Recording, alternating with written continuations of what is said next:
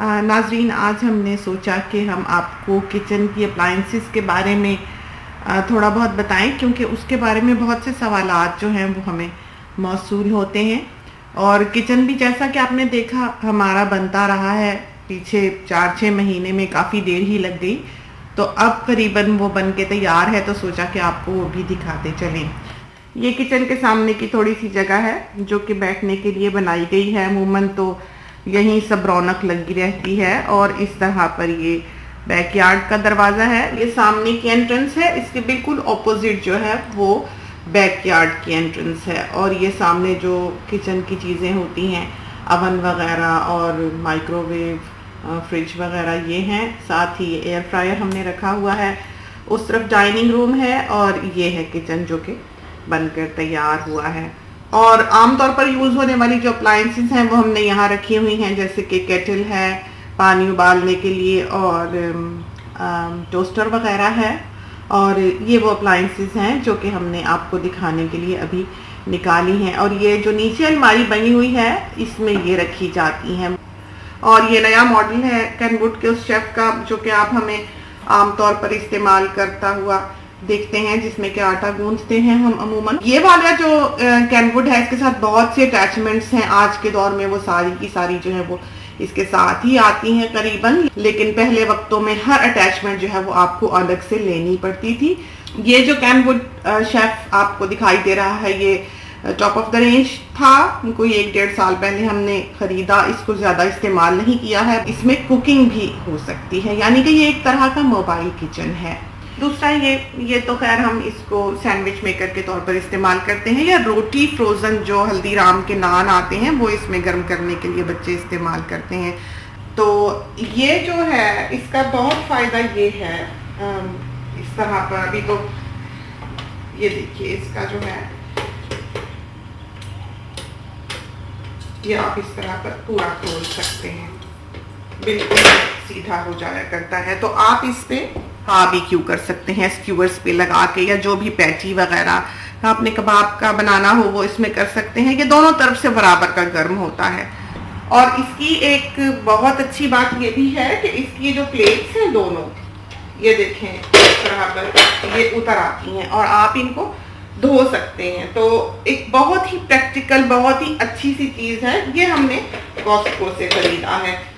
ये जो है टोस्टर है, स्लोली ये जो दोनों रैक्स हैं इसके, ये जब आप इसको ऑन करते हैं तो ये नीचे जाते हैं, और जो भी आपने सेटिंग करनी है वो आप कर लें, और फिर स्लोली जो है ये बीप करते हुए ऊपर आते हैं। इससे ये फ़ायदा है कि आपको गर्म ब्रेड अपने हाथ से नहीं पकड़नी पड़ती। ये इलेक्ट्रिक केटल है जिसमें कि हम पानी उबालते हैं। इसमें आपको हर वक्त पानी का टेम्परेचर जो है वो दिखाई देता है। और इस तरह पर ये देखिए इसकी शेप जो है ये हमें बहुत पसंद थी, इसलिए ये हमने ख़रीदी है। और ये कोई करीबन हमारे पास 6-7 साल से है। अब ये बाकी की जो अप्लायंसेस हैं जो अमूमन आप हमें इस्तेमाल करता हुआ देखते हैं, इसमें सबसे पहले तो ये चॉपर है। ये भी काफ़ी पुराना है। ये जो है ये जैसे शामी कबाबों का कीमा वगैरह जो है वो पीसने के लिए या चॉप करने के काम आता है, बारीक नहीं करता है। ये दानेदार पीसता है, जैसे पकाने के लिए बाज़ लोग प्याज को बारीक कुतरना चाहें तो उसके लिए ये इस्तेमाल होता है। इस तरह पर है, मुख्तलिफ इसकी स्पीड्स होती हैं, बीच में ब्लेड है, और इसके साथ और भी सारा कुछ है जो स्लाइसर वगैरह और कश करने वाला हर चीज़ इसके साथ जो है वो अटैचमेंट इसकी आती है। इसके साथ इसका ये जग है। इसकी सबसे अच्छी चीज़ जो है इस जग की वो ये है कि ये ग्लास का है, तो खुशबू इसमें चीज़ों की नहीं रचती बसती जैसे कि प्लास्टिक में रचा बसा करती है। अब ये जो है ये जूसर है। इसका भी ब्रांड वही है जो उधर आपने केटल और टोस्टर का देखा है, ये भी बगैटी का ही है। और इसमें ये है कि इसमें कोई बटन वगैरह नहीं है जो आप दबा के जूस निकालें। यहाँ पर आप रखते हैं ऑरेंज को काट के या लेमन को आधा करके, तो आप जैसे ही इसको दबाते हैं इस तरह पर ये जूस जो है ये सारा, और इसमें कोई मसला नहीं है, ये सारा कुछ जो है ये निकल जाता है। इसमें सारे उसके जो पल्प है और सीड्स हैं वो छन जाते हैं, और ये जगह जो है ये जूस से भर जाती है। और इसके बाद आप इसको जो है यहाँ से बटन दबा के यूँ टिल्ट कर लें और जूस जो है वो पोर कर सकते हैं। तो बहुत प्रैक्टिकल चीज़ है। जिनको ऑरेंज जूस पसंद है और जो लेमन जूस ज़्यादा निकालते हैं उनके लिए ये चीज़ जो है बहुत बेहतरीन है। ये जो है ये कैनवुड का टाइनी सा चॉपर है। ये भी आपने हमें इस्तेमाल करते हुए देखा होगा। ये भी चॉप ही करता है, बारीक नहीं करता। जैसे टमाटर की चटनी बनानी है, टमाटर प्याज पुदीने की चटनी बनानी है तो मोटी मोटी कूटने के लिए ये चीज़ जो है ये बहुत अच्छी है।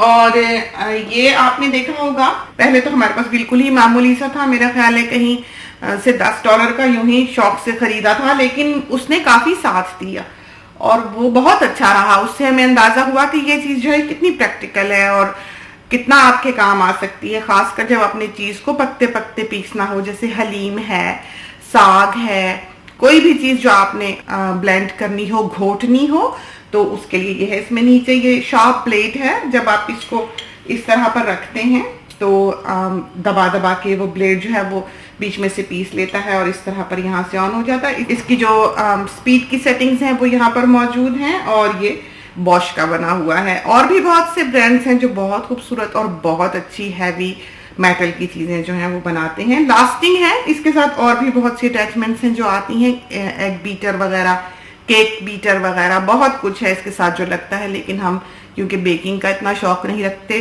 शौक तो क्या टाइम ही नहीं होता, एक मुश्किल से सालन ही बन जाए तो बहुत है। ये है बहुत ही इंटरेस्टिंग चीज़, मैजिक बुलेट के नाम से ये मशहूर हुई। लेकिन ये है कि ये किसी तरक्की याफ्ता मुल्क की बनी हुई प्रोडक्ट नहीं है जहां पर बहुत ज्यादा क्राइटेरिया हो कि ये चीज इतनी होनी चाहिए, ब्लेड की शार्पनेस इतनी होनी चाहिए, लीड की ये स्ट्रेंथ होनी चाहिए या उसकी स्पीड इतनी होनी चाहिए पर सेकंड जो है। चूंकि जब आप इतनी कंडीशंस के साथ एक चीज को बनाएंगे तो वो हमारे मयार पे यकीनन पूरी नहीं उतरने वाली होती। जिस तरह के वो ग्राइंडर्स जो बाहर के ममालिक के हैं वो हार्डली उतना बारीक पीसते हैं जितना कि इस चीज़ ने पीस दिया, तो ज़रूर कुछ ना कुछ इसमें कमी थी जिसकी वजह से ये हमारे लिए परफेक्ट रही।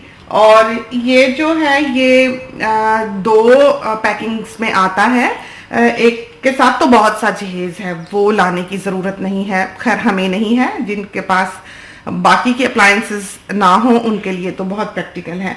लेकिन ये हम बाकी की चीज़ें से तो हम छुटकारा हासिल कर लेते हैं, लेकिन सिर्फ ये जो ये वाला ब्लेड है ये और ये लीड जो छोटी वाली है ये हमारे बहुत काम आती है। अमूमन हम बड़ी लीड भी इस्तेमाल करते हैं। इसके अलावा आपने हमें बहुत ही कम कभी इसकी कोई और अटैचमेंट जो है वो इस्तेमाल करते हुए देखा होगा, हालांकि इसके साथ जूसर वगैरह और बहुत कुछ आता है। इसको आप ईबे से मैजिक बुलेट के नाम पर सर्च कर सकते हैं। तो मेक श्योर करें कि आप अमेरिका से ना ऑर्डर कर लें, क्योंकि वहाँ की जो पावर सप्लाई है वो और है। अब ये है वो प्यारी मशीन जो आपने हमें बरसों इस्तेमाल करते देखा, इसके बगैर हमारा खैर गुजारा भी नहीं है। अब तो नान मिलने लग गए तो ज़िंदगी आसान हो गई, लेकिन इससे पहले तो हमेशा ही आटा अपने हमें इसमें गूंथते देखा है।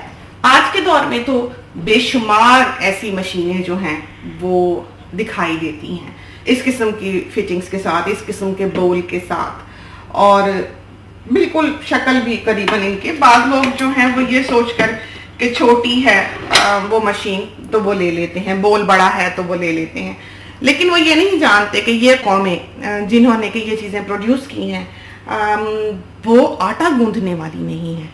तो ये बीट करने के लिए या कोई पतली चीज़ मिलाने के लिए, केक वगैरह का मिक्सचर वगैरह तैयार करने के लिए तो ये ठीक है, मोटर इसका लोड ले लेती है।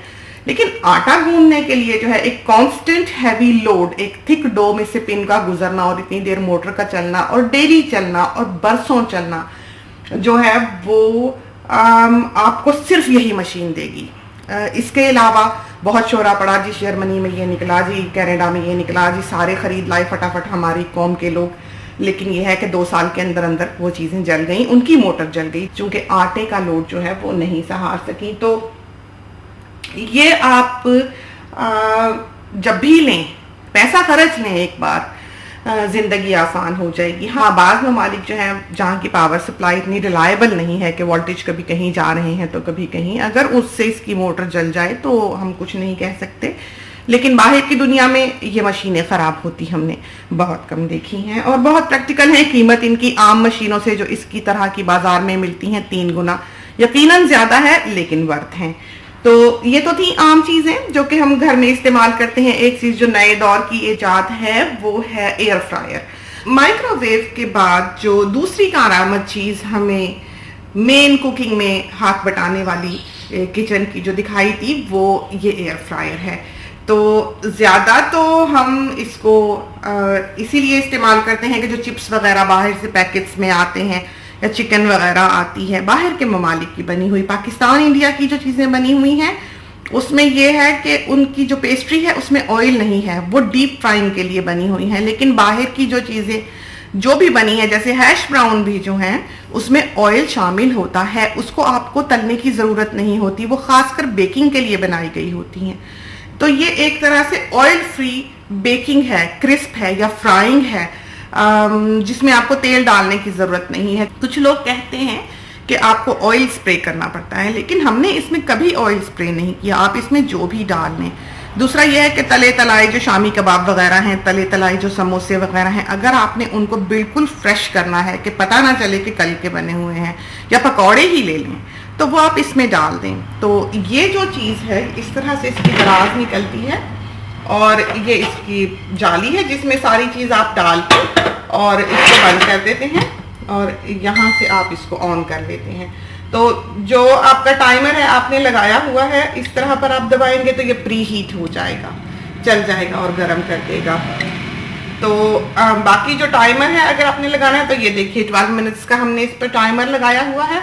और दूसरा ये है कि इस तरह से हर चीज़ चिप चिप नहीं होती, तो फ्राइंग का जो मेस है आप उससे बचे रहते हैं। तो ये सबसे बड़ा साइज़ है जो फिलिप्स बनाता है। 2 ब्रांड्स हैं जो इस तरह पर बड़े एयर फ्रायर्स बनाते हैं, उनमें से आप कोई भी चूज़ कर सकते हैं। सुना है कि दोनों ही अच्छे हैं। अब आते हैं राइस कुकर्स। तो ये जो राइस कुकर है ये कमर्शियल सतह पर इस्तेमाल किए जाने वाला राइस कुकर है और ये आपको मिल जाएगा। जो दूसरा वाला राइस कुकर हम अमूमन इस्तेमाल करते हैं सफ़ेद वाला, वो पैनासोनिक का है, वो मिलना जो है वो मुश्किल है। तो इस वजह से हमने आपको ये भी दिखा दिया कि अगर आपको वो ना मिल सके तो आप ये खरीद सकते हैं। साइज इसका काफ़ी बड़ा है और ये देखिए अंदर से जो है ये नॉन स्टिक है, इसके अंदर ये इस तरह पर एक फिल्म सी है जिससे कि चावल नीचे चिपकते नहीं हैं, वैसे भी नहीं चिपकते। इसमें नॉन स्टिक ना भी हो जो कुकर्स हैं, अगर वो कुकर अच्छा बना हुआ है, अच्छे ब्रांड का है, तो उसमें नहीं चिपकेंगे। बड़ा कुकर देखकर आप कोई एशियन ब्रांड ले लें तो उसमें चावल जो है वो नीचे लगते हैं। और ये है वो राइस कुकर जो आप हमेशा ही हमें इस्तेमाल करते हुए देखते हैं। 6 लीटर इसकी कैपेसिटी है और बहुत ही अच्छा रहा है ये। इसने हमारा करीबन 20 साल साथ दिया है और मिलता है दुनिया में ये, लेकिन बहुत मुश्किल से। इसमें पकाने का जो सिलसिला है वो यूं है कि अगर आपने चावल सोख कर रखे हैं कोई आधा घंटा 40 मिनट के लिए, तो आप उनको इसमें डालने के बाद अगर वो 4 कप चावल हैं तो 5 कप पानी डालना है, ज़्यादा से ज़्यादा 5.25 डालने। और अगर आपके 7 कप चावल हैं तो 8 कप पानी डालना है, 2 कप चावल हैं तो 3 कप पानी डालना है। तो चावलों से 1 कप ऊपर राइस कुकर में पानी का डलता है और चावलों की जो क्वालिटी है पकने के बाद वो 30% बेहतर आती है राइस कुकर में बनाने से। अब क्या सिलसिला है इसका हमें अंदाजा नहीं। पॉट में चाहे कोई कितना ही माहिर क्यों ना बना ले, वो चावल जो है वो उस क्वालिटी के नहीं बनते जिसके के राइस कुकर में बनते हैं। अब ये है वॉक जो हम इस्तेमाल करते हैं, सनबीम है, नॉन स्टिक है, काफी देर चलता है, कोई 10 साल तो कम से कम ये चलता ही है आराम से। उसके बाद जो है वो ज़रा महसूस होने लगता है कि वो साइडों से जहाँ से उसका रिम गर्म होता है उसमें से कलर बदलने लग जाता है, तो उस पर फिर चीज़ बाज़ों का चिपकती है। तो लेकिन वो भी 10-12 साल के बाद मुसलसल इस्तेमाल होने के बाद। और ये इसका जो है ये निकल आता है, ये इसका रेगुलेटर है, जितनी आपको हीट चाहिए आप उस पर रख दें। बाज़ औक़ात मेहमान आए हों, सर्दियों के दिन हो, कोई चीज़ आपने गर्म गर्म पेश करनी हो तो आप ये वॉक ही बल्कि उठाकर टेबल पे रख देते हैं, तो सालन जो है वो इसमें काफ़ी देर गर्म रहता है। चाहे तो इसको लोएस्ट हीट पे रख दें और उसमें फिर करी आपकी वार्म ही रहेगी। बाकी जो है धोने का ये सारा का सारा डिश वॉशर में जा सकता है और इसका जो ये नीचे का हिस्सा है, ये देखिए ये बिल्कुल अलग हो जाता है और इस तरह पर इसका ये बंद भी हो जाता है इसी तरह पर। नीचे से इसकी नॉब है, जो आप घुमा दें तो ये लॉक हो जाएगा। तो कुकटॉप के बारे में हम आपको पॉट्स की जो एक वीडियो बनाएंगे उसमें बताएंगे कि किस तरह का चूज करें। तो इंसान तो सीखते सीखते ही सीखता है, ये नहीं कि एकदम से ही सारा कुछ उसको दुनिया की खबर हो जाती है, पता लग जाता है। वक्त के साथ साथ कुछ आपको नहीं भी आता तो आ जाएगा। तो इसके साथ ही हमें इजाजत दीजिए। अल्लाह हाफिज।